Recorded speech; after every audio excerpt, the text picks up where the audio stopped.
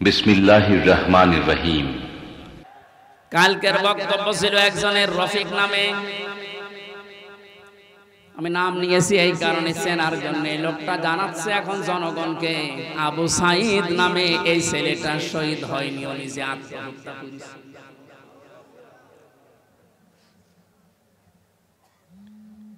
বিশ্বনবী কোরআন হাদিসের ভেতরে তিনি স্পষ্টভাবে জানিয়েছেন, কেউ যদি দেওয়াল চাপা পড়ে মারা যায় সে শহীদের মর্যাদা পায়, পানিতে ডুবে মারা যায় শহীদের মর্যাদা পায়।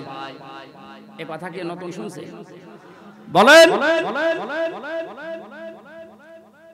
আগুনে পড়ে যদি কেউ মারা যায় সে যদি শহীদের মর্যাদা পায়, অ্যাক্সিডেন্ট করে মরলে যদি শাহাদাতের মর্যাদা পায়, এই পৃথিবীর ময়দানে জালেমদের জুলুমের সামনে মোকাবেলা করতে গিয়ে নিজের জীবনটা যে দিয়ে দিল, তাকে আপনি শহীদ বলতে আপনার অসুবিধা লাগে কোন জায়গায় বলেন তো দেখি? আমরা এখন সতর্ক এবং সংস্কার এই মন নিয়ে আমরা ইবাদত করব। আমার ইবাদতের ভেতরে যেন কোনো ভেজাল না আসে। গাড়ি গাড়ি ইবাদত করা লাগবে, কোরআনে আল্লাহ এমন দেয়নি। ইবাদত করো, আখলিস দীনাকা ইয়াকফিকাল আমালুল কলিল। তোমার ঈমানটা যদি খাঁটি হয়, কাজকর্ম আমল যদি কম হয়, আমার আল্লাহ মাফ করে দেবে। আমাদের অনেকের কাজ কারবার দরবেশ বাবার মতো গাড়ি গাড়ি দেখতে পাচ্ছি। ওর একটা বক্তব্য শুনেছিলাম কয়েকদিন আগে, ও বলেছে কোরআনেও সমস্যা আছে। এই নামটা নিয়ে, আহলে হাদিসের নাম নিয়ে অনেক মানুষ আজ মানুষকে ধোঁকা দিচ্ছেন। আহলে হাদিস এই শব্দটা খারাপ না, কিন্তু শব্দটা নিয়ে আজ ধোঁকা দিয়ে বোকা বানিয়ে অনেকে এখনো পর্যন্ত জালেমদের পা চাটতেছে। কালকের বক্তব্য ছিল একজনের রফিক নামে। আমি নাম নিয়েছি এই কারণে চেনার জন্য। লোকটা জানাচ্ছে এখন জনগণকে আবু সাঈদ নামে এই ছেলেটা শহীদ হয়নি, ও নিজে আত্মহত্যা করেছে।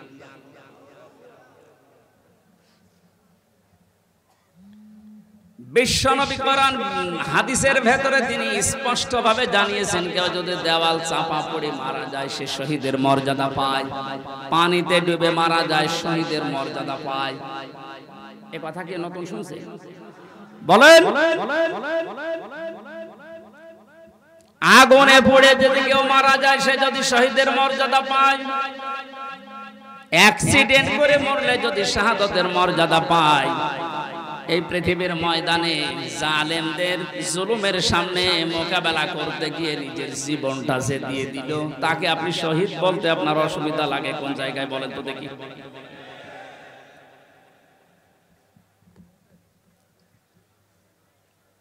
এবার আমার দুইটা নোটিশ বলছে, যেহেতু এই শব্দটা শুনি আজ 2 দিন ধরে অনেক জালেমের দোসর যারা, তারা এখনো পর্যন্ত অপপ্রচার চালাচ্ছে এদের বিরুদ্ধে। এই জন্য 2টা নোটিশ বলছি। সূরা বাকারার 154 নম্বর আয়াত, 2 নম্বর পারা, 2 নম্বর পৃষ্ঠা, 12 নম্বর 13 নম্বর লাইনে আছে, ভালো করে মিলাবেন। আল্লাহ পাক বলেন, ওয়ালা তাকুলু লিমান ইয়াকতালু ফি সাবিলিল্লাহি আমওয়াত বাল আহইয়াউ ওয়ালাকিন লা তাশউরুন। আপনি হয়তো এভাবে এতদিন চিন্তা করেননি, যেভাবে আমি বলছি মিলিয়ে দেখেন। আল্লাহ বলেন, ওয়ালা তাকুলু, হে পৃথিবীর লোকেরা, কেউ এ কথা মুখ দিয়ে বলবা না। কথা বলে মানুষ কি দিয়ে? বলো না কেন? এজন্য মুখের উপর আল্লাহ নোটিশ দিয়েছেন, কেউ এ কথা বলবা না। একজন দুইজন না, কেউ বলবা না, বহু বচন। লিমান ইয়াকতালু ফি সাবিলিল্লাহি আমওয়াত, আমি আল্লাহর জন্য, মানবতার জন্য যারা জীবন দিয়ে গেল, এই মানুষ মরে গেছে, কথা বলবা না। বাল আহইয়াউ, বরং তারা জীবিত। ওয়ালাকিন লা তাশউরুন, কিন্তু তোমরা টের পাও না। এটা তো মুখের উপর আল্লাহ দিলেন, মানুষ মুখের পরে অন্তরেও ধারণা করতে পারে। ধারণা করা কি দিয়ে? অন্তর দিয়ে মানুষ যেন ধারণাও না করে যে তারা শহীদ হয়নি, তারা এমনি মারা গেছে, কথা যেন ধারণাও না করে।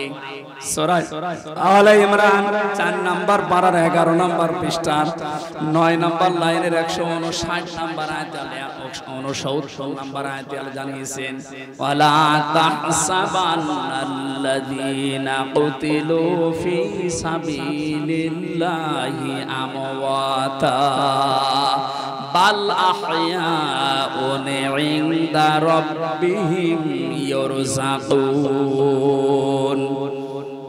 খুব খেয়াল করেন, অন্তর দিয়েও কেউ যেন ধারণা না করে যারা মারা গেছে।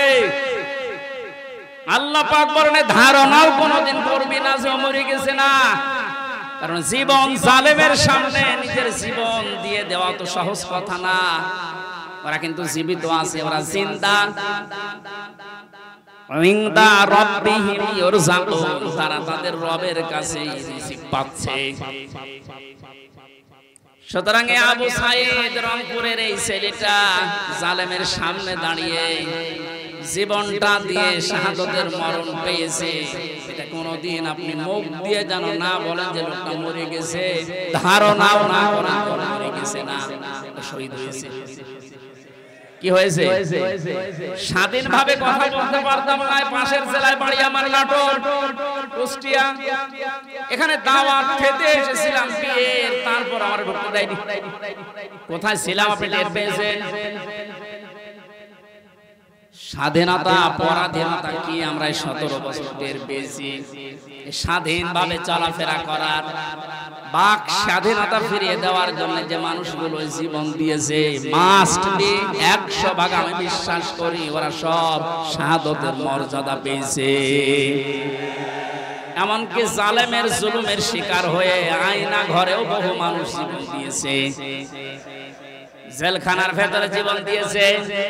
এমনকি কোরআনের পাখিকে অনেকে বলছে উনি স্বাভাবিকভাবে মারা গেছে না, আমি পাশের জেলে ছিলাম, উনি 1 নম্বরে, আমি 4 নম্বরে।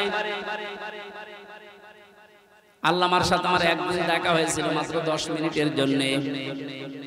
উনি এমনি মারা যায়নি, ওনাকে মেরে ফেলা হয়েছে। তার বাস্তব প্রমাণ ওনার মুখের হাসিটা।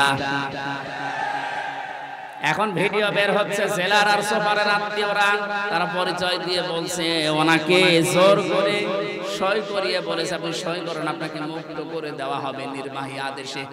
এই কথা বলে বের করে নিয়ে গেছে। উনি তো খুশি আনন্দ যেন পরিবারের কাছে ফিরে যাচ্ছে। কিন্তু শয়তান যারা আছে, শয়তানি করে ষড়যন্ত্র করে যাকে দায়িত্ব দিয়েছিল এই মোস্তফা জামান, এই একলাঙ্গার, এই যে কি জিনিস এখন আমরা টের পাচ্ছি, কার তৈরি করা এখন আপনি দেখতে পাচ্ছেন। আমার মনে হয় একে যদি আমার মতো এরকম 10 দিন রিমান্ডে রাখেন, সব সত্য কথা বলে ফেলবে।